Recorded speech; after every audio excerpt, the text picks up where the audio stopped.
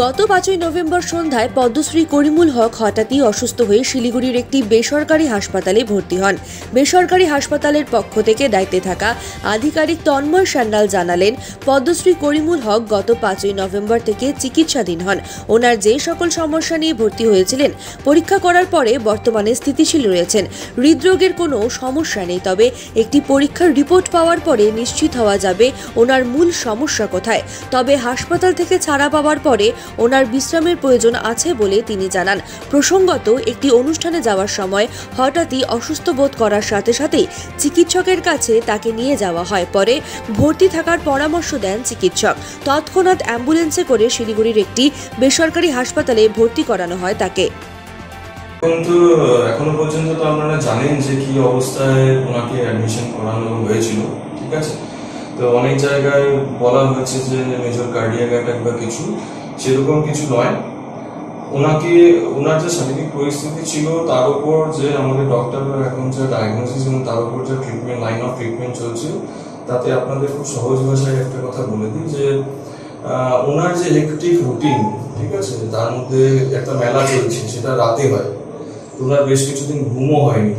তো ওনার মেইন প্রবলেমটা ওই সময় ছিল যে উনি সোয়েটিং হচ্ছিল খুব, ওনার পালস খুব লো ছিল ওই সময়, এবং রিপিটেড ভমিটিং বেশ কয়েকবার। তো লোকালি আমরা ডক্টর দেখিয়ে ওখানে একটা এসিজি করে এখানে নিয়ে আসি।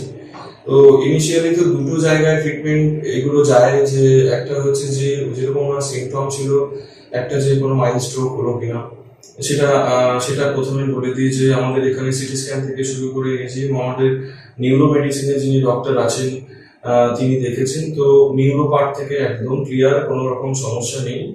এখন হার্টের পার্টটাতে যেটা, ওনার হার্ট অ্যাটাক কোনো হয়নি, কারণ ড্রপটি নেগেটিভ ছিল।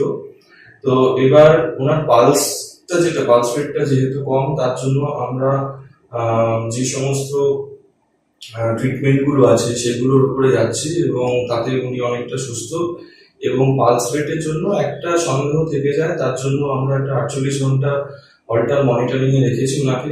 সেই রিপোর্টটা কালকে দুপুরে পাবো আমরা, এবং সেটাতে যদি কিছু থাকে তো সেই ক্ষেত্রে একটা পরবর্তীতে একটা চিন্তা ভাবনা এখানে আসতে পারে যে ওনার একটা পেসমেকার ইনস্টল করতে হতে পারে, ঠিক আছে। কিন্তু যতক্ষণ আমরা অল্টার মনিটরিং এ পাচ্ছি সেটা না, কিন্তু পালস এখন অনেকটা ইমপ্রুভ করে গেছে, মানে ওভারঅল উনি সুস্থ। ওনার সাথে কথা বললে উনি বলছেন যে বাড়ি যাবো, আমি তো ঠিক হয়ে গেছি, অনেক কাজ আছে। তো সেই ক্ষেত্রে বলে রাখি, যারা ওনার ফ্যান ফলোয়ার্স আছে সবাই ওনার জন্য চিন্তা করছে, প্রশাসন থেকে শুরু করে সবাই